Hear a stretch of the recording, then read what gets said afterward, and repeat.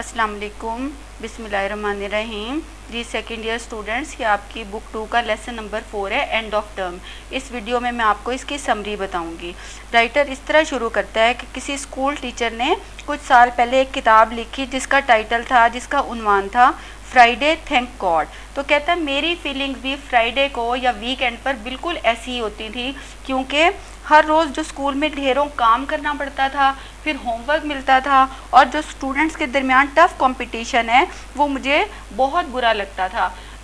لیکن یہ حقیقت تھی کہ میں اسکول کے کام کو انجوائے کرتا تھا، یعنی اس طرح سے ویک یا نالائق اسٹوڈنٹ نہیں تھا، لیکن اپنے ابنڈنٹ ہوم ورک کی وجہ سے اور جو وہ ڈیلی گرائنڈ آف اسکول ہے اس کی وجہ سے مجھے ویک ڈیز میں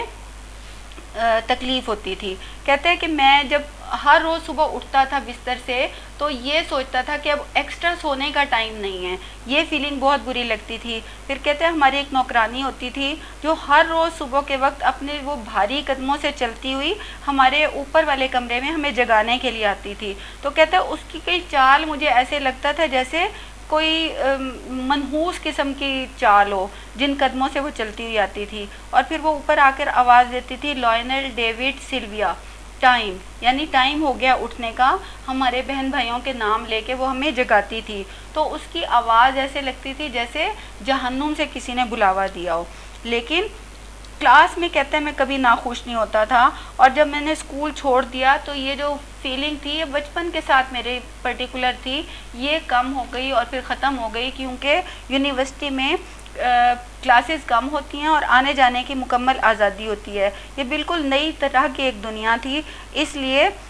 جو ہے اسکول تک ہی یہ میری فیلنگ رہی۔ اسکول میں کہتا ہے جب میں تھا تو جمعے کے دن آخری جو پیریڈ ہوتا تھا، چاہے جس مرضی سبجیکٹ کا وہ ہو، اس کا الگ ہی مزہ ہوتا تھا، کیونکہ اس کے بعد میں جب گھر کے لیے بھاگتا تھا تو ایسے لگتا تھا جیسے کوئی قیدی ہو جو چھوٹ کے جا رہا ہو۔ اور جمعے کی رات بہت خوش ہوتا تھا کیونکہ اگلے دن چھٹی ہوتی تھی ہفتے کی، پھر اس سے اگلے دن اتوار کی۔ لیکن اتوار کی رات جو ہے وہ کہتا ہے وہ مجھے سب سے زیادہ بری لگتی تھی، کیونکہ وہ خوف سے بھری ہوئی ہوتی تھی منڈے کی تھریٹ سے، یعنی آگے منڈے ہے۔ اس کے علاوہ کہتے ہیں کبھی کبھار ہمیں ان ایکسپیکٹڈ چھٹیاں مل جاتی تھی، جیسے فٹ بال کا میچ دیکھنے کے لیے آدھے دن کی چھٹی مل جائے، یا کسی ایمرجنسی کی وجہ سے اگر اسکول بند ہو گیا ہے تو ہمیں چھٹی مل جاتی تھی۔ تو اس کے علاوہ کہتے ہیں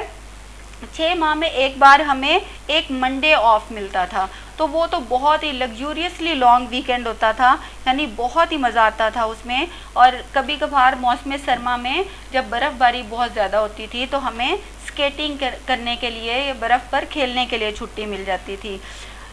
اچھا، کہتے ہیں یہ والے جو چھٹیاں ہوتی تھی یہ بہت مزے کی ہوتی تھیں، لیکن ان کا ان سے مقابلہ نہیں ہے جو ہمیں کرسمس پر اور ایسٹر پر ملتی تھی۔ کہتے ہیں ایسٹر کی چھٹیاں اور کرسمس کی چھٹیاں پہلے 3 ہفتے کی ہوتی تھیں، بعد میں کم ہو کے یہ 2 ہفتوں کی رہ گئی، اور پھر بعد میں کم ہو کے یہ 10 دن کی رہ گئی تھی۔ اس لیے ہمارا پورا دھیان گرمیوں کی چھٹیوں کی طرف لگا رہتا تھا جو پورے 2 مہینے کی ہوتی تھی۔ کہتا ہے یہ اتنی خوشی کی بات ہوتی تھی کہ میں سارا سال سوچتا رہتا تھا گرمیوں کی چھٹیوں کے بارے میں، اور لگتا تھا کہ جیسے شاید یہ ہوں گی ہی نہیں، جیسے ہماری خواہشیں ہیں وہ پوری نہیں ہوتی۔ کہتا ہے بچپن میں میری خواہش تھی کہ میرے پاس 3 پہیوں والی سائیکل ہو، لیکن میرے والدین غریب تھے، وہ افورڈ نہیں کر سکتے تھے، اس لیے وہ مجھے دلا نہیں سکے۔ بعد میں یہ خواہش تبدیل ہو کے 2 پہیوں والی سائیکل میں بدل گئی۔ تو کہتا ہے کہ لیکن میں یہ بھی حاصل نہیں کر سکا۔ میں نے اپنی پہلی سائیکل خریدی جب میں 21 سال کا تھا، اور میں نے یونیورسٹی میں